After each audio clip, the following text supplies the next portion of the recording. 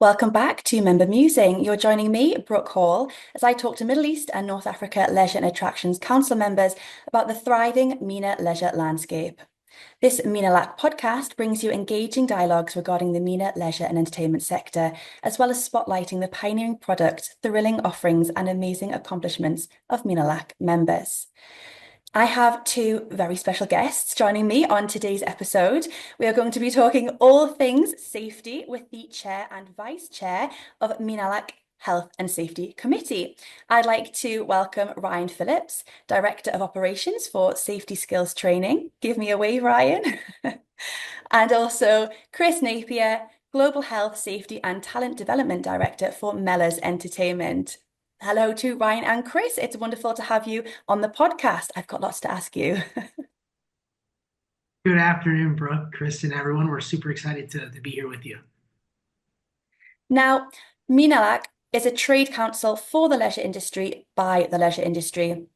And whilst it has its board members, it has a few dedicated committees, including the Health and Safety Committee that the two of you are steering. So let's get into it. Ryan, what is the exact purpose of the Health and Safety Committee, and what's its significance within the MENA leisure and attraction sector? Well, I could probably talk to you about our purpose for the duration of this conversation, but if I can bullet point a few of the things that Chris, myself, and the entire committee try to champion, it's really about promoting the standardization of safe operations in the amusement and leisure industry. And we're eager to work with operators, government organizations, regulatory bodies to make sure we're aligned on these standards, and also to provide education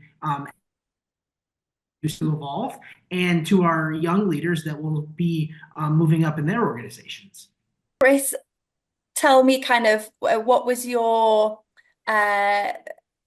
decision to be a part of the Health and Safety Committee. I think you've been a part of it for a little while now. You're vice chair, both kind of new positions for the two of you. Why are you passionate about joining MENALAC's Health and Safety Committee? Okay, well, I've got a really high drive for safety anyway and talent development. So, the training and safety element I've always been interested in before I even come into the industry. So, because we do so many projects in the region, it sort of hit home that I wanted to give a little bit more back. So, not only just look after our in-house staff and our customers, but also, spread that message across to everybody and help improve the safety across the region. It just sort of was interesting for me. So I really wanted to join Menalac because I see what they're doing, the initiatives that they got, and it was very, very exciting. So I actually demonstrated to them first, one of our own products, and then I started talking to the committee and then wanted to get involved. And they were very welcoming.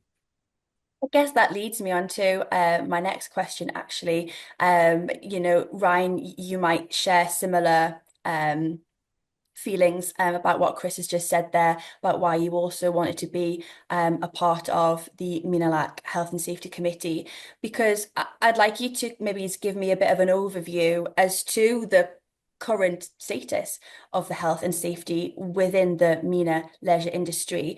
I'm sure both of you have been in this industry for a while, not perhaps in your specific designations right now, but growing your careers within health and safety or just within a leisure organisation.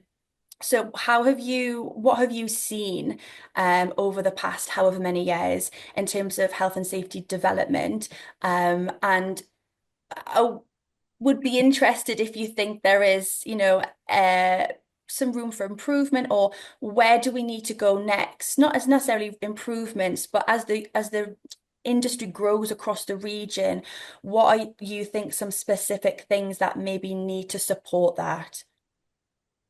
Yeah, thanks, Brooke. I think as an industry and MENA-like members, we've always taken safety very seriously because we're in the fun business. We're in the business where people come to smile every day, and you can't have fun without having safety. So we've always been an industry that's taken these things very seriously, and the our industry, safety and otherwise, is evolving. I think just having this committee and Menalac's growth over the years speaks volumes to where our industry has gone. We now have a local committee that's committed to safety, and that's something that we didn't have 10 years ago. So of course we're continuing to evolve. The members within the region take safety very seriously, are committed to it, and I think with safety, the one big thing that we should never do is we should never sleep on what we've done yesterday. We should always be evaluating and making sure that we are on the cutting edge of safety. And we're lucky to be in an industry that takes that very seriously, in a region that takes that very seriously.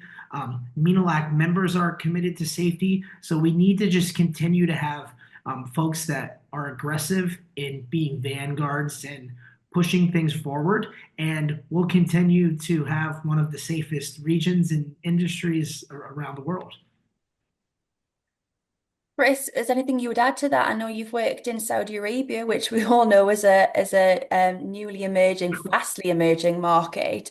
Anything that you can say about your observations there, or anything that you are or excited about, kind of um, seeing in terms of health and safety within the region. Yeah, I joined there in 2019. I come over to the Middle East, and I've seen it come a long way since then. So, it's good to see that everybody's learning, standards are being developed. There are standards in place. And in some places you go to, that's uniformed across that particular region. So I watched a lot of development. It's very exciting to see. It's constantly and consistently got better. Um, and we're bringing lots of expos in now, lots of chances for advanced technology in the industry. So, that it's coming along really, really fast and curious, to be honest. So it's really, really interesting. I know the word challenges is a little bit of a trigger word perhaps, but I was maybe just wondering, Ryan, Chris, if you felt there were any specific challenges to the MENA region, or the challenges, that you see facing or your peers are facing, or similar to around the world. Yeah, challenges isn't a word that I would use, but what I would say is we must continue to educate. We should inspire our um, younger folks in our organization to be involved in the things that we're doing here. The challenges will only come if we are not continuing to educate. And we are doing more than we have ever done, but we need to be saying the same thing tomorrow. We need to be able to say, yesterday we had these initiatives and we now have those plus this. So the only time a challenge would come is if we didn't keep doing those things. We must continue to educate. We must continue to inspire. We must continue to evolve our training. We must make sure that our training addresses all different types of learners and that we're using technology to our advantage there. And I think Chris is going to be a good one to probably talk a little bit about being on the cutting edge of training. But I wouldn't say that we have any challenges, but we definitely can't sleep on the things that we're doing yesterday. We must continue to educate and continue to deliver safe experiences for the folks who want to come and have fun at the places that we all like to spend our leisure time. Okay, well, speaking of training, Chris, perhaps you can, share with me your thoughts first. I know you're both responsible for training in your respective companies. I mean, Ryan, safety skills training is all about training. But Chris, working at Mellors Entertainment, can you tell me a bit about what safety looks like nowadays? And anything you specifically do within Mellors Entertainment, but also just generally what impact you feel this type of training is happening. And then, Ryan, I'd love to hear a bit more about safety skills training. I know you've just had a dedicated training week, which would be great to hear about. Yeah, so regarding the training, we've seen it come a long way from where it started. It's very, very useful for people to have, especially in certain situations. So what I have noticed is, the more that you train your staff, the more competent they become, the slicker they become, and the more relaxed they are. And it's about giving them that key information to be able to, so they can do them deliverables. So when you go to certain places, I'd say, I've seen both sides of the coin where you notice a slick operation and you notice one that needs improvement, right? And every operation needs its improvement. So I think it's important to look at the evacuation side.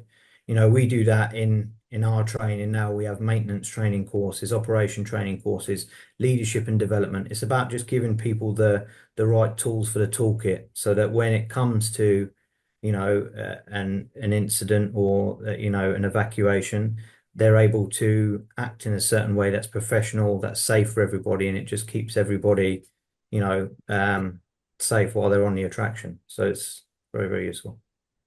I mean, we're dealing with people, in this industry and with any health and safety operations, and everyone is different, and so they're trying to kind of standardize some training and get people to understand, I guess, why you're doing it.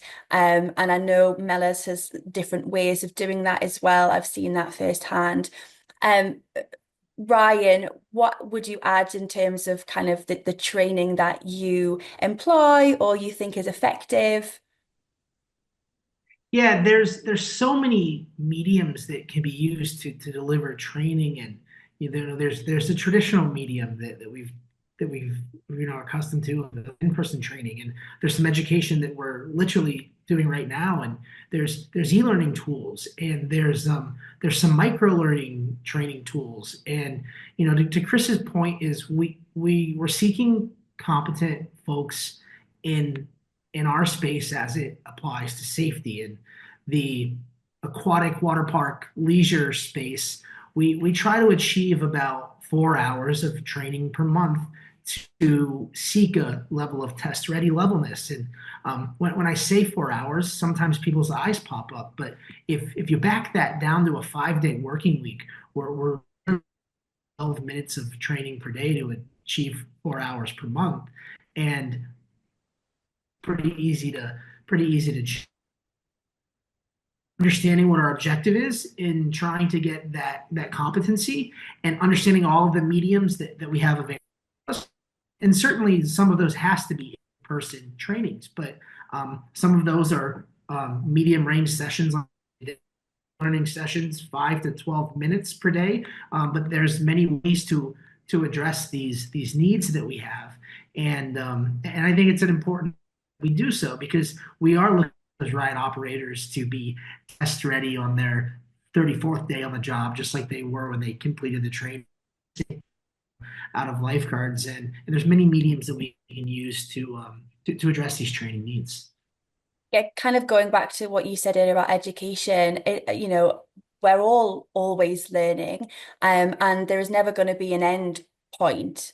I think to health and safety, whether it's just refreshers or it's something new to consider. So I can see how much of a big operation that is. In the committee's quest to making a safer MENA leisure and attractions industry, you've decided to launch a new initiative this year. And Chris, you're going to be the host of a new Menalac podcast. Not a rival podcast, but a specific safety podcast called Safety Unlocked. So tell me, what was the idea behind this podcast? What will the focus of the discussions be? And who will your guests be, Chris? Idea is just people talking and get education out there. So giving people the information, like I said earlier, to be able to do their task. The podcast generally is going to focus on the safety element. So looking at safety and obviously across different roles as well. So third party inspections, having that conversation, how does that work? Who's involved? Who needs to be involved? What are the experiences that people have had? Individuals from different places as well. So talk maybe a safety ride operator. So we get that a day in the life of, and then we're looking at movable and static park to kind of get an idea what the differences are, because static parks are there all the time. The movable ones require a bit more effort in terms of the logistics, and people are interested in that. So So a lot to talk about. And we've only really not even scratched the surface about safety. There's so much that is involved in it. And obviously that comes back to the purpose of Menalac Health and Safety Committee. You said about your guest sharing experiences, which is going to be so important for then sharing best practices as well. So it won't be too technical, will it, Chris? Perhaps someone who's not, in the depths of health and safety would also be able to understand and enjoy and listen and learn something. it's for everybody. That's what I mean. It's not aimed at the high level. It's not aimed at the other levels. It literally is inclusive for everybody. So everyone will learn something. There will be some technical details as well, I'm sure, because we'll talk about that. So yeah, just listening. And It'll be good. something that a listener can perhaps be inspired by and springboard off of, and go to perhaps come to the Health and Safety Committee or do sort of their own due diligence and research into things like perhaps you've talked about and how that might help them or their operation, their company be more safety conscious. Absolutely. So when can we look forward to tuning into Safety Unlocked? Is there a release date or are we just teasing at the moment? We're just teasing at the moment. There's not a release date yet. Okay, well, uh, I don't necessarily have any words of wisdom for you, Chris, as a podcaster and interview host. However, I know you'll enjoy it. And I'm sure the audience will as well. It'll be a fantastic listen for anyone, as we've already mentioned, offering a deeper dive into the foundations of the leisure industry and how to ensure safe and endless fun for everyone. I obviously encourage our audience to keep their eyes on Menalac's social media channels.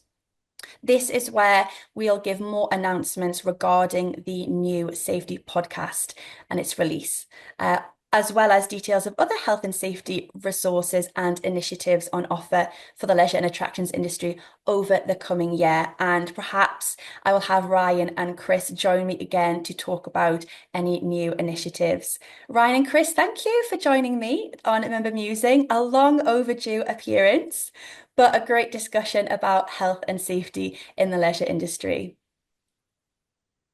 Thank you so much, Brooke, and stay tuned, everybody. We can't wait to provide some more education for you. Thank you very much. In the description section of this episode, our audience will find links to SST's and Mellors Entertainment's websites, as well as links to the treasure trove of safety resources on the Menalac website. Thank you for tuning in. Bye for now.